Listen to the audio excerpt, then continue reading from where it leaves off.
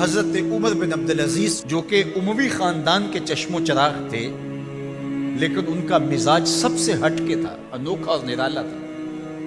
سلیمان نے ساری زندگی تخت و تاج کی بسر کرنے کے بعد سوچا کہ میں ان کو اپنا نائب بناؤں۔ تو خیر، جب ان کا انتقال ہوا تو لوگ دمشق کی جامع مسجد میں جمع ہوئے اور وصیت نامہ پڑھا گیا۔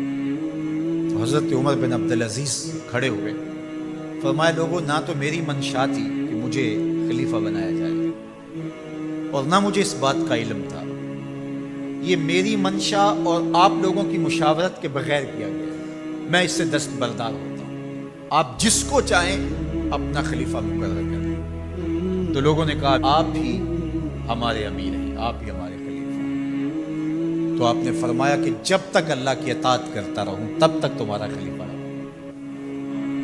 اور پھر آپ نے حکم نامہ جاری کیا کہ میری جتنی جائیداد ہے ساری بیت المال میں جمع کر دیجیے، اور جتنے بھی اموی شہزادے تھے ان کی جائیدادیں جو لوگوں کی ضبط کی ہوئی تھی سب کو بھگ کے سرکار ضبط کرنے کا حکم نامہ جاری کیا۔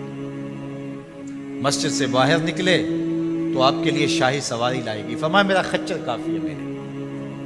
گھر پہنچے تو اپنی بیوی فاطمہ بنت عبد الملک سے کہا، جو بادشاہ کی بیٹی ہے، بادشاہ کی پوتی ہے اور 4 بادشاہوں کی بہن ہے، ناز و نعم میں پلی ہوئی ہے، کہا اگر میرے ساتھ تم رہنا چاہو تو تمہیں اپنے سارے زیورات، زر و جواہر، سارا مال بیت المال میں جمع کروانا اور فقیرانہ زندگی بسر کرنا ہوگی۔ اب اس پاک باز خاتون نے کہا کہ میں اس کے لیے تیار ہوں، میں فقیری کی زندگی کو ترجیح دیتی ہوں۔ اب حضرت عمر رضی اللہ تعالیٰ عنہ نے صرف 2 سال 5 ماہ اور کچھ دن حکومت کی اور 3 بر اعظموں پر سلطنت اسلامیہ پھیلی اور آپ روتے تھے کہ ان لوگوں کا حق بھی میرے اوپر بلا مطالبہ ہے جو دنیا کے کسی بھی خطے کے اوپر اس سلطنت کی حدود میں بستے ہیں۔ عید کا موقع آیا،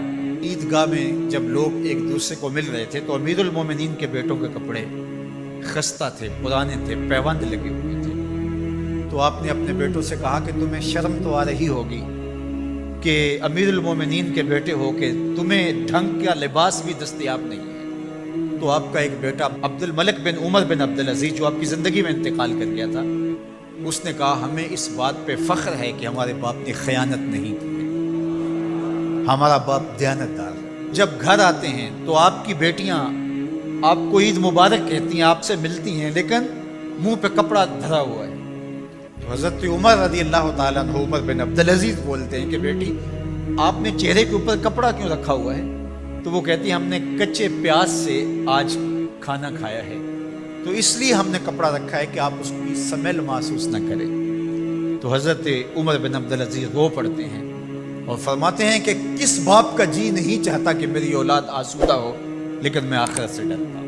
حضرت عمر بن عبدالعزیز رضی اللہ تعالیٰ عنہ کے 2 سال 5 ماہ اور چند دنوں کے اندر ایسا عدل پھیلتا ہے کہ لوگ کہتے ہیں ہمیں لگتا تھا آسمان اور زمین کے درمیان ترازو گاڑ دیا گیا ہے، ہر شے پوری پوری تولی جا رہی ہے، اور اتنی خوشحالی آتی ہے، اتنی خوشحالی آتی ہے، لوگ زکوٰۃ کے پیسے لے کے نکلتے ہیں، کوئی زکوٰۃ لینے والا نہیں ملتا۔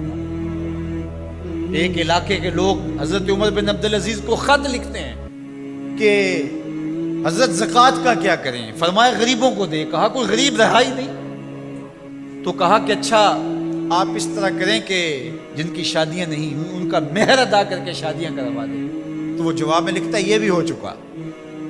تو کہا لوگوں کو قرضہ دے دیں۔ کہا کسی کو قرضے کی ضرورت ہی نہیں۔ تو پھر فرماتے ہیں اچھا غیر مسلموں کو قرضہ دیں تاکہ وہ کھیتی باڑی کر کے زراعت کے کام کو بڑھائیں۔ یہ عمر بن عبدالعزیز کا عدل پھیلا، نور پھیلا، روشنی پھیلی، شہزادگی کی زندگی سے ایک دم اپنے آپ کو ایک چھوٹے سے کٹیا کے اندر محدود کر دیا۔ اللہ اکبر۔ حضرت عمر بن عبدالعزیز رضی اللہ تعالی عنہ مسلمانوں کے نامور خلیفہ ہے، اور ان کو ان کے عدل، ان کے انصاف ان کی سادگی اور ان کی زندگی کے اس خوبصورت طرز کی وجہ سے عمر ثانی کہا جاتا ہے. یہ سب تمہارا